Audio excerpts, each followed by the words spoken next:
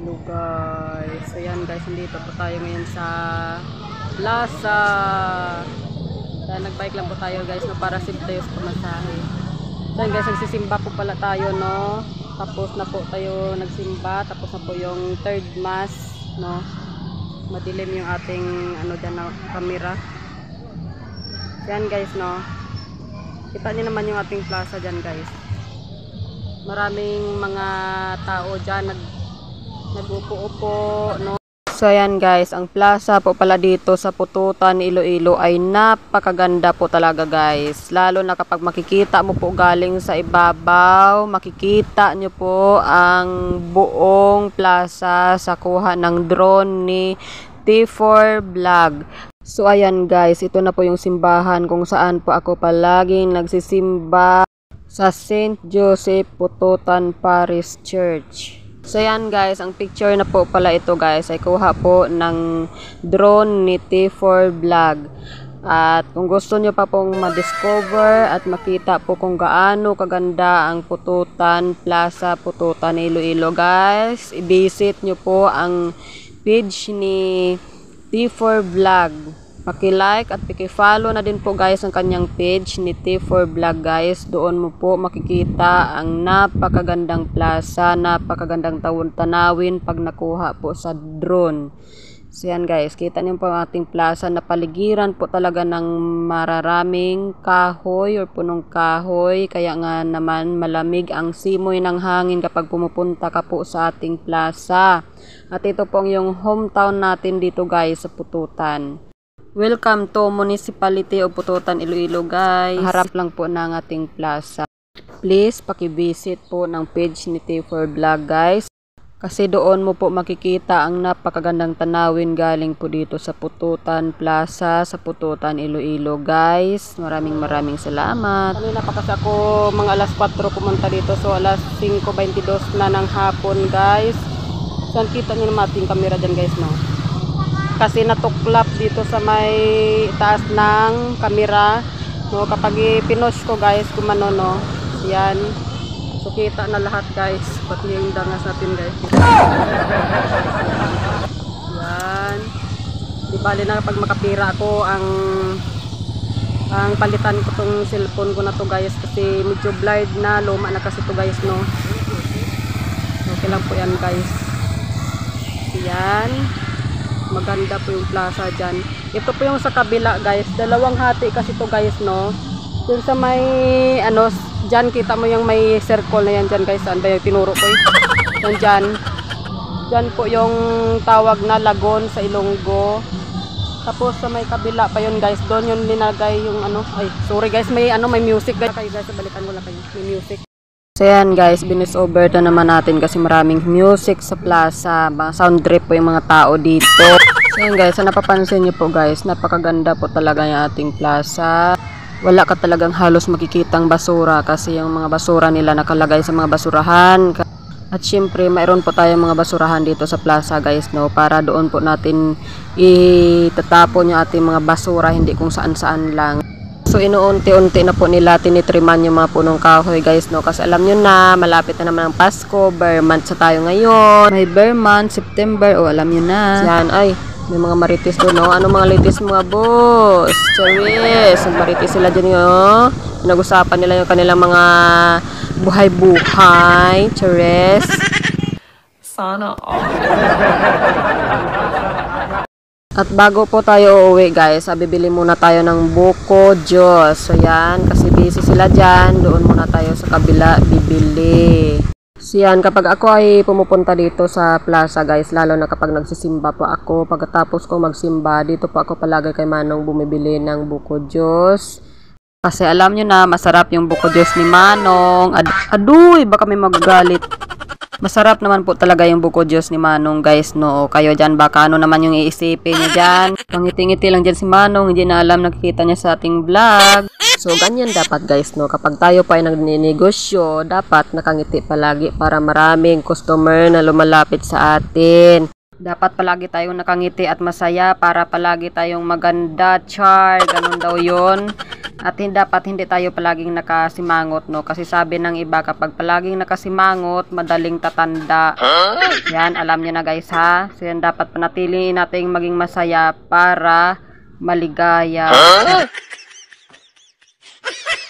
So yan guys, kung ano-ano na yung sinasabi natin dyan guys, no? Basta importante guys, ay mahalaga na palagi tayong masaya. So yan guys, dahil natubuan na po tayo ng bato sa abdo, dahil sa mga iniinom natin na soft drinks, kape, at mga maaalat, lalo na yung mga maaasim. So, doon muna tayo sa least acidic or least acid. So, ingatan natin dapat ang ating sarili kasi nag-iisa lang ang ating buhay. Mag-iingat din tayo sa ating mga iniinom at mga kinakain na nagdudulot ng sakit kasi napakahirap ang magkasakit. Itulak-tulak muna natin yung ating bike na yan kasi hindi tayo makapag-drive kasi nga no, naghawak tayo ng cellphone. Yan, kita nyo naman ating plaza. Inuunti-unti na po talaga nila tinitriman yung ating mga punong kahoy dito sa plaza guys, no. Kasi alam nyo naman guys, bare months na, napaparamdam na naman yung ating Pasko, no. Kaya nila tinitriman yung ating punong kahoy para magmukhang Christmas tree. Maganda po yan guys kapag natapos nila tinitriman guys, no. Yan, kita niyo ating plaza dyan. Makikita nyo po talagang daming punong kahoy guys at mararamdaman nyo po talaga yung fresh na hangin. Napakahirap magbigkas oy. Yan yung ating astrodome dyan. Yan, yung basketball doon, no. Yan, titignan nga natin kung sino yung makakashot. Hindi naman talaga ako mahilig sa basketball. So yan, itatry natin panoorin kung sino talagang makakashot. Si partner lang talaga yung mahilig maganood ng basketball sa TV. So yan po ang sa kabilang side guys, no. Kita nyo naman napaka-greeny ng mga Bermuda grass. At dyan po nakalagay yung ating higanting Christmas tree. Kapag nag-Christmas na po guys, yan, maraming mga motorcycle nakaparada kasi maraming nagbabasketball. Yan, maraming mga dahon-dahon dyan at mayroon naman kunting mga basura-basura guys, no. Yung iba kasi hindi marunong magtapon ng kanilang sariling dumi sa tamang lagayan. Sige nga, titignan natin kung makakashoot ba. Yan guys, dito po tayo sa ano guys, no. Ayan. Load muna ako ng basketball guys, no. Maya uwi na ko guys. Live yung camera ko, sorry guys. Ayan, guys. Sino kayo nanalo nito guys, no. Ewan ko na kung anong mga team to. Sige nga, titignan natin kung makakashot. Uy, shoot! Sana all. Galing ah, galing mag-shoot ah. Yan. Uy, shoot! Uwi na siguro ako guys, oy. Kasi alam mo naman ang paggabi na guys. Tignan natin kung mag-shoot.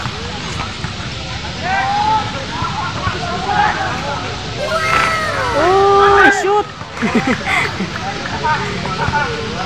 Shoot guys, shoot!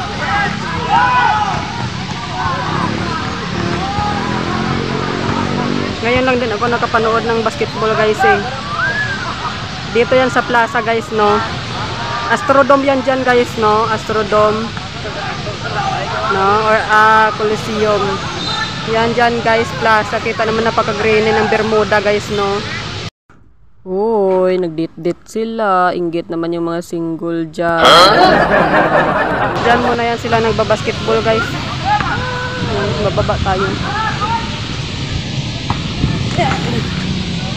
Ang ating bike. Ayan, yung plaza natin dyan guys, no? Nakakainggit naman tong dalawa na to, nagdidit-dit. Ganyan din kami ni partner noon, pero nag-iiba din pagdating ng panahon. Yan, ito po pala yung kabilang plaza guys, no. Ang dyan po nakalagay yung ating higanting Christmas tree. Yan, yung may tubo na yan sa gitna at may mga puti po na mga bakal. Dyan po nakalagay ating Christmas tree. Yung sa kabila po pala guys, yun yung sa harapan ng simbahan. At ito po yung sa kabila. Kaharap po ay yung ating munisipyo. Nakita nyo ba yung nasa gitna na maraming mga punong kahoy guys? Yan po yung ating fountain dyan. Kaso lang hindi tayo makapasok kasi sinirado nila naman. Uwi na tayo. Ano, pinailaw na nila yung ano nila, yung ilaw. At yan guys, balikan ko lang kayo guys, no, kasi may daanan pa ako doon, may bibilhin pa ako guys. Yan guys, no. Ang ganda talaga ng mga punong kahoy, kita niyo naman, no. Ang ganda ng view. Pero hindi ako nakapag-picture dyan guys, no, kasi isa nga po guys, napili tayo dito ng fried chicken guys, no. Yung barato. Yan, kita na yung ating sunset dyan, no, yung araw. Yan. Highway po yan guys, dito yun guys, no. Yan, highway, yan ating video. Yan. Nandito tayo nabili ng fried chicken. Natag 15 lang guys, para sa mga anak ko guys, no. So, may mga ulam yan dyan hanggang doon. Mga ulam hanggang dyan guys, ulam. Yan guys, balikan ko lang kayo guys.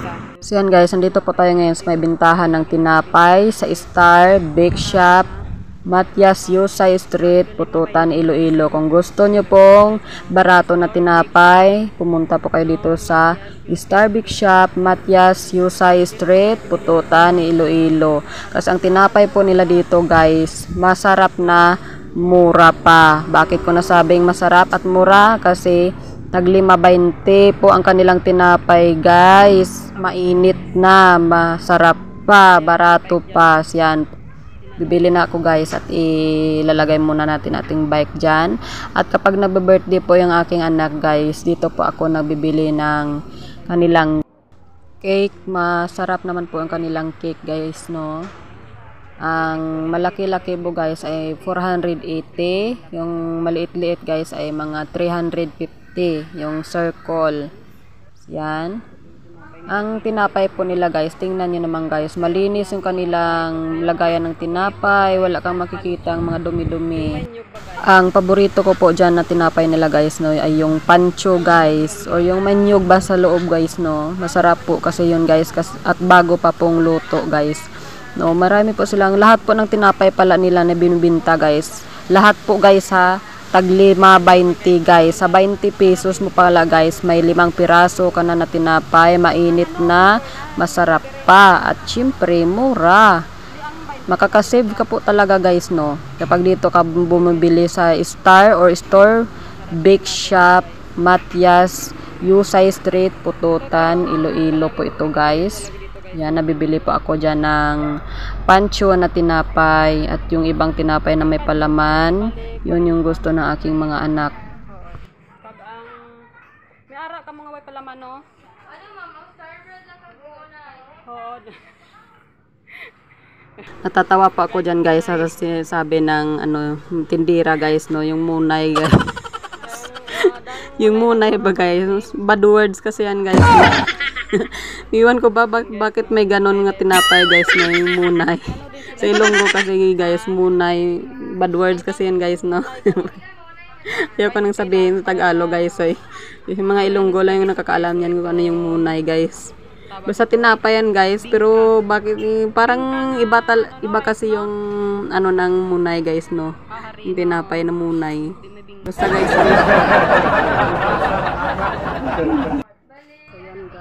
So dyan po tayo nagbili ng tinapay guys, no. So yan, pauwi na po ako guys. Kasi kita niyo man, no, madilim na.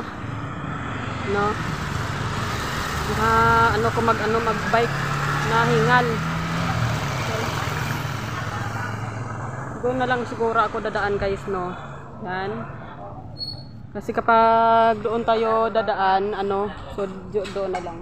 Doon tayo dadaan kasi paliko-liko pa tayo kapag doon. Mahirap guys, no.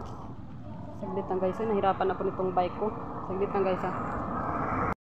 Balikan ko lang kayo guys kapag nakarating na ako sa bahay. So ayan guys, nandito na po tayo, no. Dumating na po ako. Nandito pa tayo sa highway. Yan, doon highway. Yung mga sasakyan pa. Yan, may sasakyan pa kasi hindi natin dapat yung may sasakyan guys, no. Hintayin muna natin guys. Hintayin muna natin bago tayo tumawid. Yan, tatawid pa tayo dyan. Ipakalapad ng kalsada. Yan guys, balikan ko lang kayo pag nakapasok na. So hello guys. Hingal na hingal pa ako guys. So siya nakarating na po tayo guys. No? Dito na po ko sa bahay. So yan yung bata ko na bulingit na bulingit na. Buong maghapon naglalaro.